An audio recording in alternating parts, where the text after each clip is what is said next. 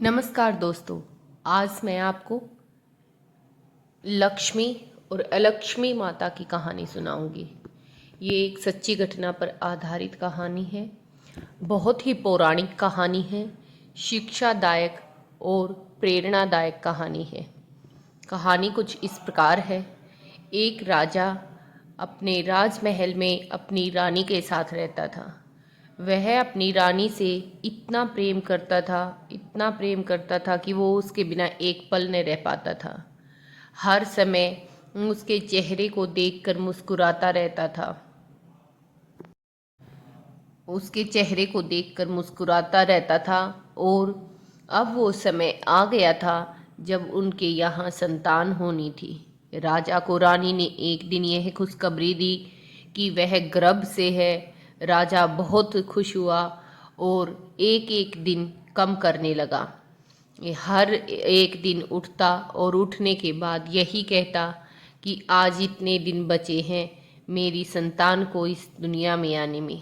आज 8 महीने बचे हैं, 7 महीने बचे हैं, 6 महीने बचे हैं। इस तरह वो दिन को कम करता रहा और बेसब्री से अपनी संतान का इस दुनिया में आने का इंतजार करता रहा। लेकिन होनी को कौन टाल सकता है। होनी कुछ ऐसी हुई कि जब रानी ने बच्चे को जन्म दिया तो रानी दुनिया में न रही।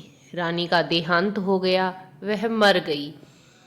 रानी के गर्भ से बहुत ही सुंदर लड़की पैदा हुई। लड़की बहुत ही सुंदर, चेहरे पर चमक के साथ पैदा हुई थी। लेकिन राजा ने उसका चेहरा तक न देखा और उसको कुलच्छनी अलक्ष्मी नाम रख दिया और कहा कि इसको मेरे से दूर रखो। सब उसको कुलच्छनी कुलच्छनी कह के, कुलच्छनी मीन्स अलक्ष्मी कह के बुलाने लगे। और राजा ने बोल दिया कि मैं अब इसका चेहरा कभी न देखूंगा। इसकी वजह से मेरा घर संसार सब उजड़ गया, तो मुझे इससे अब कोई मतलब नहीं है। वो लड़की थी तो राजकुमारी ही, सो उसका लालन पालन राजमहल में ही होने लगा। फिर आस पड़ोस, घर, रिश्तेदार, प्यार प्रेम, सगे संबंधियों ने राजा पर दबाव डाला और राजा का दूसरा विवाह कर दिया कि इस राजमहल के लिए उनको एक राजकुमार की ज़रूरत होगी, तो आपको विवाह इस सत्ता के लिए करना पड़ेगा। राजा का दूसरा विवाह हुआ, दूसरी पत्नी आ गई, वो रानी बन गई। अब दूसरी पत्नी भी गर्भ से हुई और उनके गर्भ से भी एक सुंदर कन्या ने जन्म लिया। राजा ने अपनी पुरानी रानी मतलब पिछली रानी को भूल गया और इस रानी से प्यार करने लगा। कहते हैं समय घाव सब कुछ भर देता है। वही राजा के साथ हुआ। अब वो अपनी इस पुत्री और रानी से बहुत प्यार करता था। उसने अपनी इस पुत्री का नाम लक्ष्मी रखा। उसने कहा मेरे घर लक्ष्मी आई है। धीरे धीरे दोनों का लालन पालन होने लगा। लक्ष्मी एक राजकुमारी की तरह रहती थी और कुलच्छनी ऐसे ही जैसे नौकर चाकरों के साथ रहती थी। नौकर चाकर ही उसका लालन पालन करते थे। वह भेड़ बकरे गैयां चराने उनके साथ चली जाया करती थी। राजा ने लक्ष्मी की कोई पढ़ाई वढ़ाई भी नहीं कराई और उसको घर पर ही रखा। राजा ने उसका कोई ध्यान न रखा। कुलच्छनी बड़े ही सरल स्वभाव की लड़की थी। उसको दुख बहुत होता था, लेकिन वह आंखों में आंसू ला देती पर किसी को कुछ न कहती। माँ के बोल ताने उसको बहुत ही चुभते थे। सब कहते थे ये तो इतनी कुलच्छनी है, जब से पैदा हुई अपनी माँ को खा लिया। ऐसी बातें सुनकर लड़की बड़ी ही उदास हो जाती थी और वो इधर उधर अपना समय ऐसे ही बिताने लगी। एक दिन वो नौकरों के साथ भेड़ बकरियां चराने के लिए गई हुई थी। वहाँ पर उसे कीर्तन भजन की आवाज़ सुनाई दी। कीर्तन भजन की आवाज़ सुनकर उसका मन किया कि वो वहाँ जाए। तो उसने उन नौकरों से पूछा कि क्या मैं उस भजन कीर्तन में जा सकती हूँ? अबलक्ष्मी थी तो राजकुमारी ही, इसलिए नौकर भला उसकी बात कैसे टालते। और वो बहुत प्यारी थी तो वो लोग उससे प्यार भी बहुत करते थे। अब उन्होंने कहा, ठीक है, चली जाओ, समय से आ जाना। कुलछनी भजन कीर्तन में चली गई। उसको बड़ा मजा आया। अब उसको रोज वहाँ जाने का मन करता और वो रोज वहाँ जाती। वो भजन कीर्तन सुनकर उसने इतना ज्ञान प्राप्त कर लिया था कि उसको अब पता चल गया था कि भक्ति भाव पूजा कर्म से हर कार्य को सिद्ध किया जा सकता है। अब वो भी महादेव की भक्ति करने लगी। महादेव के मंदिर जाती, पूजा पाठ करती और एक लोटा जल का सुबह सूर्य देव के आगे डाल देती और दूसरा लोटा जल का लेकर शिवलिंग पर चढ़ा देती। ऐसे ही धीरे धीरे बहुत बड़ी हो गई। अब रानी ने कहा कि इस कुलछनी का कहीं विवाह कर दो, यह बड़ी हो रखी है। राजा ने कहा, मैं तो इसको देखना भी नहीं चाहता और मैं तो चाहता हूँ कि इसका विवाह भी ऐसे लड़के से होना चाहिए जो इसकी शक्ल न देखे। ये तो बहुत ही कुलछनी है, जो इसका चेहरा देखेगा उसके साथ कुलच्छन ही होगी। ये लक्ष्मी का रूप न होकर कुलक्ष्मी का रूप है, अलक्ष्मी का रूप है। ये सारी बातें लक्ष्मी वहाँ खड़ी खड़ी सुन रही थी। कुलच्छनी को बड़ा दुख हुआ, उसकी आंखों में आंसू भर आया। नाई और ब्राह्मण को वर खोजने के लिए भेजा गया। नाई ब्राह्मण वर खोजने के लिए गई। उस समय राजा ने कहा कि कुलच्छनी के लिए वर ऐसा ढूंढना जिसकी आंखें न हो, वो गरीब घर का हो, और लक्ष्मी के लिए वर ऐसा ढूंढना जो सबसे बड़ा राजा हो। अब ब्राह्मण नाई भी हैरान थे, लेकिन राजा का आदेश तो मानना ही था, तो वो निकल लिए। अब वर की खोज करते करते वो एक भिखारन के घर पहुँचे जिसका बेटा अंधा था। उन्होंने भिखारन से जाकर कहा, ए बुढ़िया, क्या तुम अपने बेटे की शादी करोगी? बुढ़िया ने हंस कर कहा, अरे मैं ठहरी भिखारन, ऊपर से मेरा बेटा अंधा, अंधे को भला कौन अपनी लड़की देगा।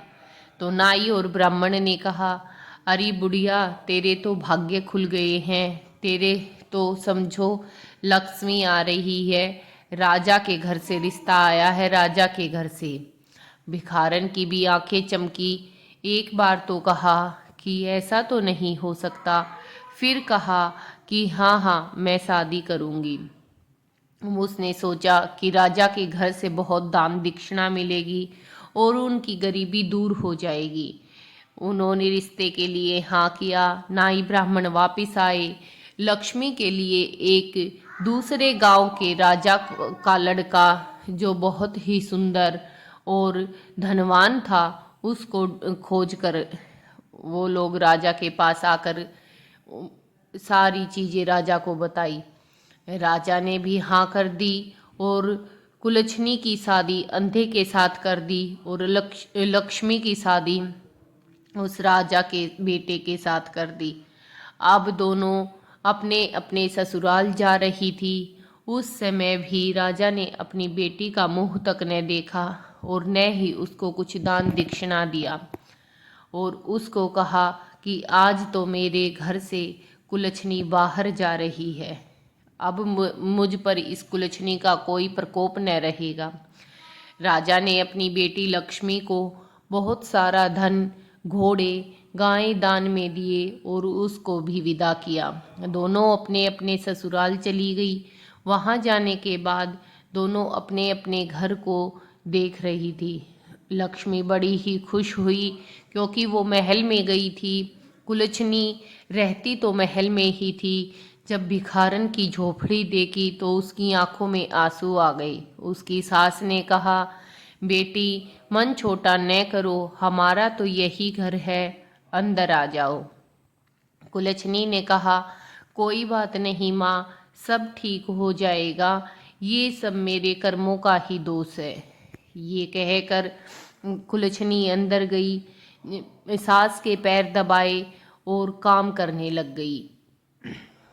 अगली सुबह कुलछनी का अंधा पति भोजन के लिए इधर उधर भीख मांगने निकल गया। सास उस दिन घर पर ही ठहरी रही। घर में कुछ भी न था, जो पति लाया वही बनाकर खा लिया। ऐसे ही दिन बीतने लगे तो कुलछनी ने अपनी सास से कहा, माँ, क्यों ना हम भी कुछ काम कर लेते हैं। मैं भी अगर कुछ काम करूं तो शायद हमारे घर की गरीबी दूर हो जाए। बुढ़िया ने कहा, अरे बेटी, तुम क्या काम करोगी? तुम ठहरी राजा की बेटी। मैंने तो सोचा था इतनी दान दक्षिणा मिलेगी कि मेरे घर की गरीबी दूर हो जाएगी, पर पता नहीं तेरे भी कर्म शायद कमजोर ही हैं।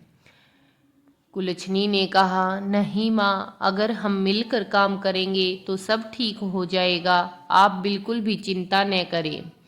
तो माँ ने कहा, तुम क्या काम करोगी? कुलछनी ने कहा, माँ, मैं ये एक टोकरी ककड़ी लेके आई हूँ, इनको बेच दूंगी।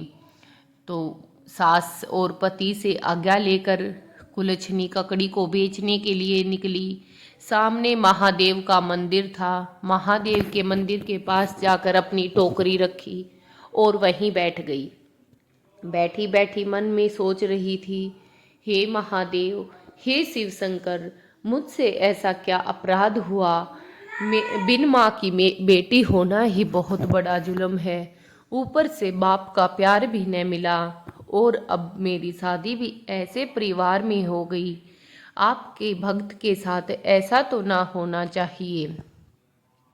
और फिर अपने आप ही तसल्ली देते हुए कहा, जय महादेव, जो होगा सब ठीक ही होगा। और ककड़ी के लिए आवाज़ लगाने लगी, ककड़ी ले लो, ककड़ी ले लो। अब धीरे धीरे उसकी ककड़ी बिकने लगी। 2 ही ककड़ी बची थी। तभी वहाँ से महादेव और पार्वती जाने लगे। पार्वती ने जब ककड़ी देखी तो महादेव से कहा, महादेव, मुझे ये ककड़ी चाहिए। देखो ना कितनी सुंदर ककड़ी है, मेरा तो खाने का मन कर रहा है। महादेव ने कहा, नहीं नहीं, हमारे पास पैसे नहीं हैं, चलो। पर पार्वती माता ने वही औरत हठ किया कि नहीं, मुझे तो ये ककड़ी चाहिए, आप कुछ भी करो पर मुझे ये ककड़ी दिलवा दो। महादेव ने कहा कि ऐसा न होगा, पार्वती हठ न करो, घर को चलो। पार्वती ने कहा, नहीं, मैं तो जा रही हूँ इससे ककड़ी लेने के लिए। अब महादेव और पार्वती दोनों उसके पास गए। एक बूढ़े साधु साधुहीन का रूप लिया और जाकर बोले, बेटी, ककड़ी खिला दोगी क्या? कुलछनी ने कहा, हाँ हाँ माता, ककड़ी खा लो। फिर माता पार्वती ने कहा कि बेटी, मेरे पास पैसा तो नहीं है, मैं तुम्हें कुछ न दे सकूंगी। तब कुलछनी ने कहा, कोई बात नहीं माता, आप ये ककड़ी खा लो, पैसों की चिंता मत करो। अब ये बात सुनकर पार्वती माता ने ककड़ी ले ली और ककड़ी को खाने लगी। ककड़ी को खाते समय माता ने महादेव से कहा, हे शिव शंकर, हे भोलेनाथ, इतनी दयालु लड़की है और उसकी आप इतनी परीक्षा ले रहे हो, ये तो ठीक नहीं है। महादेव जरा से मुस्कुराए। फिर माता पार्वती ने उससे कुलछनी से कहा कि बेटी, मेरे पैर बहुत दर्द कर रहे हैं, क्या तुम मेरे थोड़े से पैर दबा दोगी? तब कुलछनी ने कहा, हाँ हाँ माता, आप लेट जाइए, मैं आपके पैर दबा देती हूँ। कुलछनी माता वहीं पर लेट गई और कुलछनी उनके पैर दबाने लगी। पैर दबाते दबाते माता पार्वती की आंखें कब लग गई पता ही नहीं चला। माता पार्वती की जब आंखें खुली तो कुलछनी वहीं पर बैठी बैठी उनके पैर दबा रही थी। तो माता पार्वती ने कहा कि अरे बेटी, तू अब तक यहीं है क्या? तू घर नहीं गई? तूने तो मेरी बहुत सेवा की है। कुलच्छनी ने कहा, कोई बात नहीं माता, आप सुकून से सोए रहो, इसलिए मैं यहाँ से नहीं गई। फिर माता पार्वती ने महादेव से कहा, हे महादेव, इतनी दयालु लड़की पर आप कृपा न करो, ऐसा तो नहीं होना चाहिए। तब महादेव ने कहा, तुम तो माता हो, सारे जगत की माँ, सबको सब कुछ देने वाली, तुम ही अपने इस भक्त की खाली झोली को भर दो।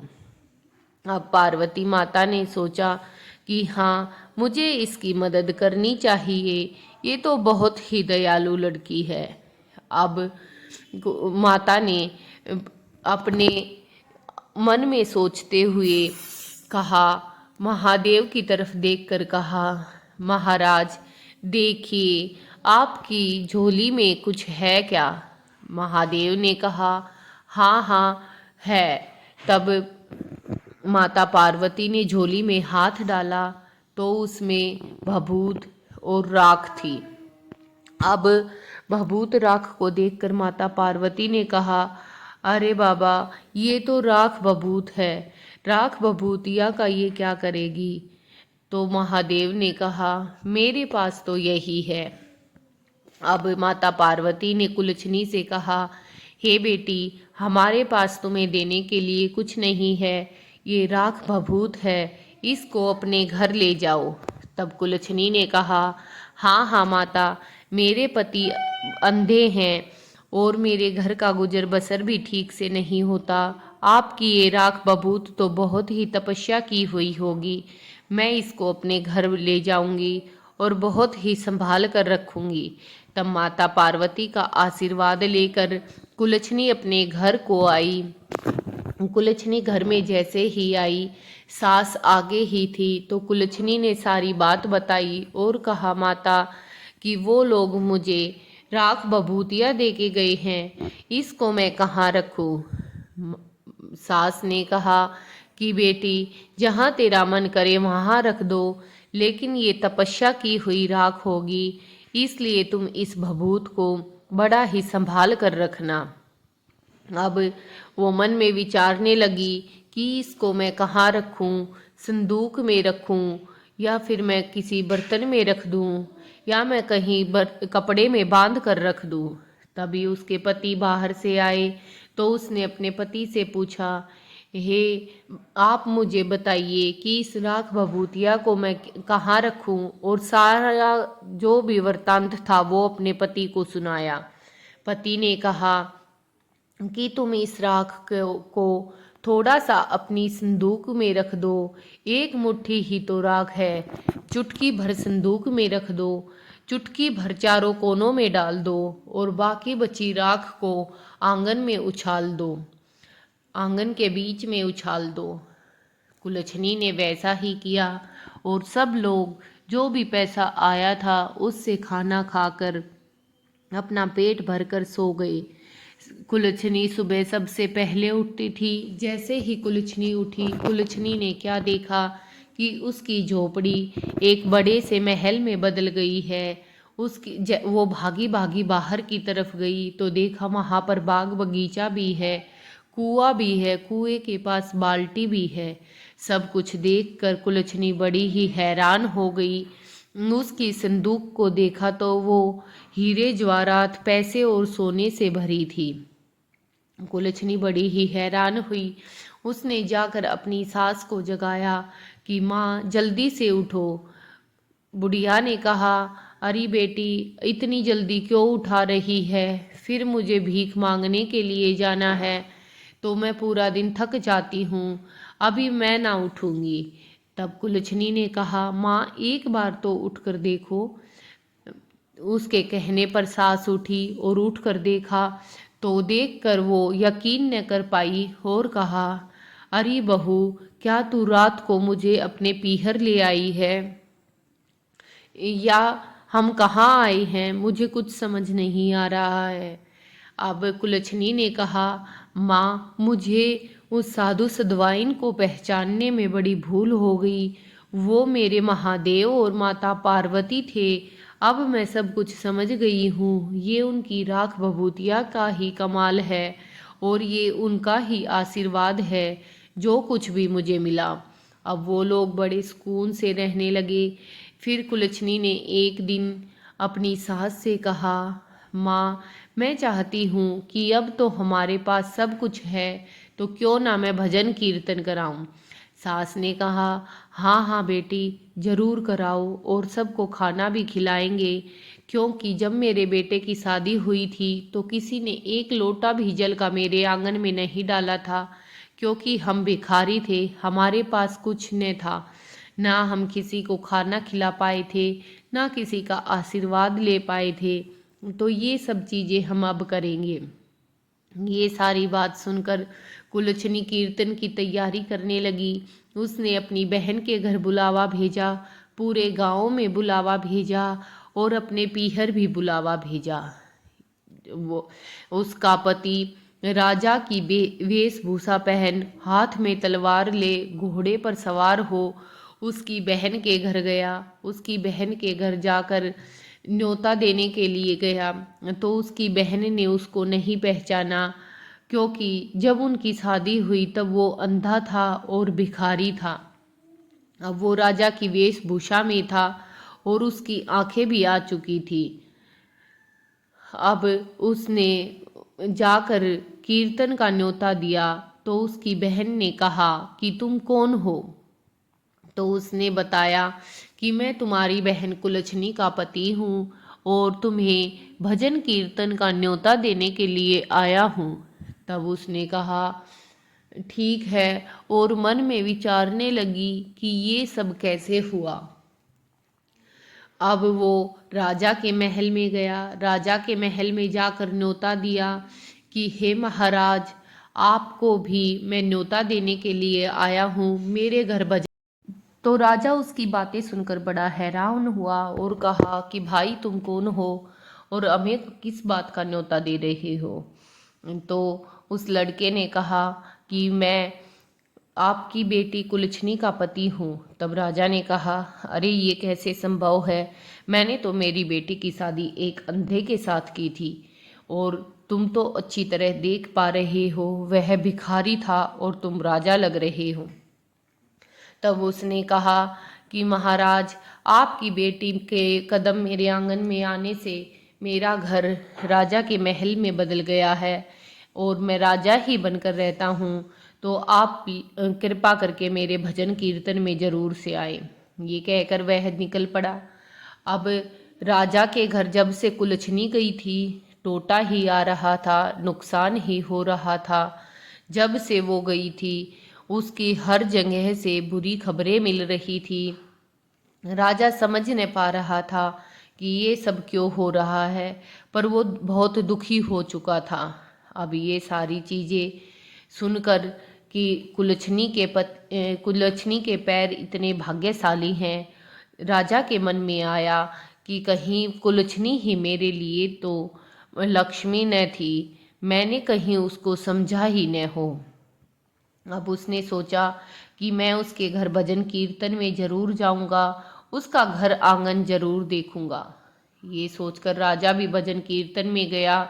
उसकी बहन लक्ष्मी भी सोच रही थी कि कुलच्छनी के घर ये सब कैसे हो गया, मेरे घर तो कलह रहती है। मेरी तो सास मुझे हमेशा कहती है कि जब से आई है नुकसान ही हो रहा है, कुलच्छनी के साथ ऐसा कैसे हो सकता है, मुझे उसके घर जाकर देखना चाहिए। तो वो भी भजन कीर्तन के लिए आई। कुलच्छनी के घर भजन कीर्तन हुआ, सब ने अच्छे से भोजन ग्रहण किया, बहुत ही विशाल भंडारा उन्होंने लगाया और सबको अच्छी तरह भोजन कराया। राजा ने की बेटी लक्ष्मी ने अपनी बहन कुलच्छनी से पूछा कि अरे कुलच्छनी, तुझे ये सब कैसे प्राप्त हुआ, तेरे पास तो कुछ न था, पति भी अंधा था, तू तो भिखारी के साथ आई थी, फिर ये सब कैसे प्राप्त हुआ। कुलच्छनी ने कहा कि बहन, ये सब मुझे महादेव और पार्वती की कृपा से मिला है। महादेव और पार्वती को मैंने ककड़ी खिलाई थी, तो उन्होंने मुझे राख बभूतिया दी और उसको मैंने लाकर आंगन में छिड़का, तो मेरा घर महल में बदल गया और अब मेरे पास सब कुछ है। महादेव की भक्ति के साथ साथ मेरे पास सुख संपत्ति भी है। मेरा घर बहुत ही हरा भरा और माँ बाप के प्यार से भरा हुआ है, लेकिन कुलच्छनी के मन में अब भी ये था कि मेरा पिता मुझसे मिलने आए। राजा भी आया। राजा ने जब कुलच्छनी को इस तरह रहते हुए देखा और पहली बार अपनी बेटी का चेहरा भी देखा और जाकर उससे सारी चीज़ें पूछने की कोशिश की, लेकिन पूछ नहीं पाया क्योंकि इतने सालों से वो उसके साथ इतना बुरा व्यवहार कर रहा था। तो राजा वापिस ही लौट गया। अब उसकी बहन भी वापिस लौटी तो उसने सोच लिया कि मैं भी ये यत्न करूंगी, मैं भी राख बभूतिया भोले बाबा से लूंगी और मैं भी ककड़ी बेचने जाऊंगी और मैं भी अपने घर में ऐसे ही लक्ष्मी को भर लूंगी। ये सोचकर अगले दिन वो बिना किसी को बताए टोकरी में ककड़ी लेकर महादेव के उसी मंदिर के पास बैठ गई और ककड़ी बेचने लगी। अब महादेव और पार्वती वहाँ से बूढ़े के रूप में आए और आकर कहा कि बेटी ककड़ी खिला दो ना। तो लक्ष्मी ने कहा हाँ ककड़ी तो खिलाऊंगी लेकिन पैसे लगेंगे। तब महादेव पार्वती ने कहा बेटी पैसे तो हमारे पास नहीं है, हमारे पास तो कुछ भी नहीं है। तो उसने कहा कि तुम्हें क्या मैं पागल दिखाई देती हूँ जो बिना पैसे के ककड़ी खिलाऊंगी और अपना नुकसान करूंगी, चलो चलो आगे निकलो। तब उन्होंने बहुत जिद की और कहा कि बेटी देखो हमारे पास कुछ न है लेकिन हम बहुत भूखे हैं, हमारे पैर दर्द कर रहे हैं, क्या तुम पैर दबा दोगी। तो उसने कहा मैं ऐसी वैसी नहीं हूँ ककड़ी बेचने के लिए जो आई हूँ, मैं तो यहाँ महादेव पार्वती को ककड़ी खिलाने आई हूँ, मैं तो राजा की बेटी राजा की पत्नी हूँ, मैं किसी के पैर नहीं दबाऊंगी। अब वो लोग अपने असली रूप में आ गए तो कुल लक्ष्मी ने कहा कि अरे आप लोग तो महादेव और पार्वती हो, आप लोगों को तो मैं ककड़ी दे सकती हूँ, क्या आप मुझे राख बभूतिया नहीं दोगे। अब कुल लक्ष्मी को भोले बाबा और पार्वती माता ने राख और बभूतिया दी और कहा हाँ हाँ बेटी हम तो सबको कुछ ना कुछ देते हैं, तुम्हें भी ज़रूर देंगे, ये राख बभूतिया ले जाना और अपने दरवाजे के बाहर बिखरा देना। लक्ष्मी बड़ी खुश हुई, टोकरी ककड़ी की भरी टोकरी वहीं छोड़कर अपने घर की तरफ दौड़ी और जाते ही आंगन घर के दरवाजे के बाहर ही वो राख बभूतिया सारी उड़ा दी। जैसे ही उसने राख बभूतिया उड़ाई अगले दिन वो सुबह उठे तो सब जगह पानी ही पानी भरा था। अब उसकी सास ने कहा कि अरे ये क्या, जब से ये कुलच्छनी हमारे घर आई है हमारे घर आंगन में पानी भरा रहता है, हर समय कलेश रहता है, झगड़ा रहता है, पता नहीं कितने अशुभ कदम है, कितना नुकसान हमारा कराएगी, सारा घर खाली कर दिया है। ये सारी बातें सुन, ये सारी हालत देख वो फिर से कुलच्छनी की तरफ दौड़ी और जाकर कहा बहन मेरे साथ तो ऐसा ऐसा हुआ, मैंने ऐसे ऐसे किया था। तब कुलच्छनी ने लक्ष्मी को कहा बहन मैंने महादेव पार्वती को ककड़ी तो खिलाई थी लेकिन पैसे नहीं मांगे, पैर भी दबाए थे, उनकी सेवा भी की थी। हम अपने निश्चल भाव से जब तक कोई काम नहीं करते उसका फल हमें प्राप्त नहीं होता। अब लक्ष्मी बड़ी शर्मिंदगी महसूस कर रही थी तो उसने कहा कि बहन अब तुम मुझे इसका उपाय बताओ कि ये सब कैसे ठीक हो सकता है। ये बातें जब चल रही थी उसी समय राजा भी वहाँ आए और आकर कुलच्छनी को अपने गले से लगा लिया। कुलच्छनी को अपने गले से लगाया और कहा कि बेटी जब से तू मेरे घर से गई है मेरे घर में हर तरह का नुकसान हो रहा है, मेरा आधा राज्य समाप्त हो चुका है, दूसरे राजाओं ने घेर लिया है, मेरे घर में बड़ा ही टोटा आया हुआ है, जो इस काम को भी शुरू करता हूँ उसमें नुकसान ही मिलता है। क्या तुम मुझे वह मंत्र बताओगी जिससे सारा घर ऐसे ही धन धान्य से भरा रहे, सुख संपत्ति और धन लाभ से भरा रहे।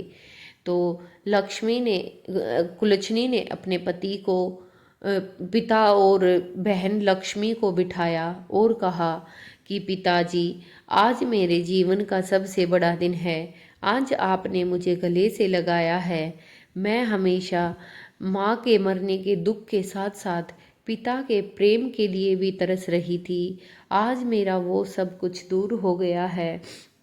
माँ के रूप में मुझे सास मिल गई है और पिता तो आप आ ही गए हैं। मेरे घर में अब किसी चीज़ की कमी नहीं है और ये सब कृपा मुझ पर महादेव की वजह से हुई है। महादेव की ने ही मेरी जिंदगी को संवार दिया है।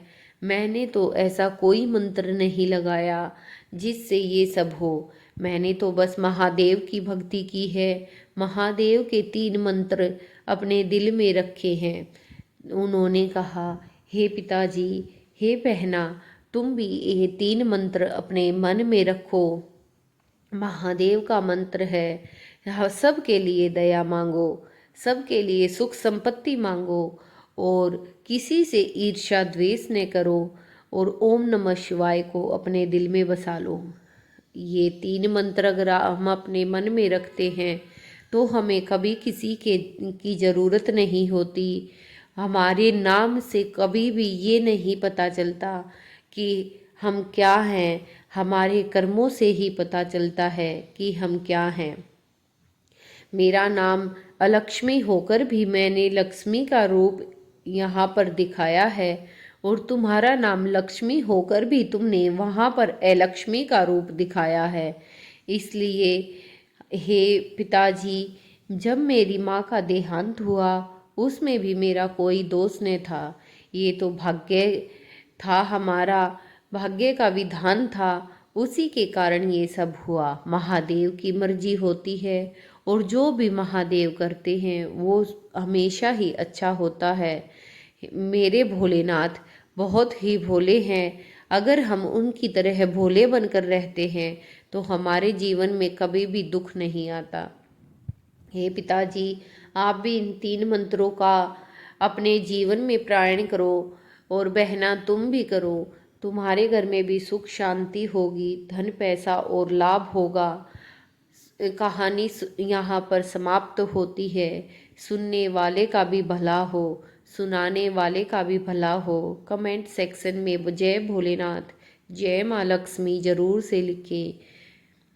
अगर वीडियो आपको अच्छी लगे तो घंटी के आई बटन पर, बेल पर प्रेस ज़रूर से करें ताकि मेरी अगली वीडियो का नोटिफिकेशन सबसे पहले आपके पास पहुँचे। वीडियो को ज़्यादा से ज़्यादा शेयर करें ताकि ये कहानी बहुत ज़्यादा दूर तक पहुँचे। महादेव के भक्तों तक ये कहानी ज़रूर पहुँचनी चाहिए। हर हर महादेव, घर घर महादेव कमेंट सेक्शन में ज़रूर से लिखें। सुबह भी ओम नमः शिवाय, शाम को ओम नमः शिवाय, इस दिल में ओम नमः शिवाय बोलो सभी भक्तों मिलकर ओम नमः शिवाय।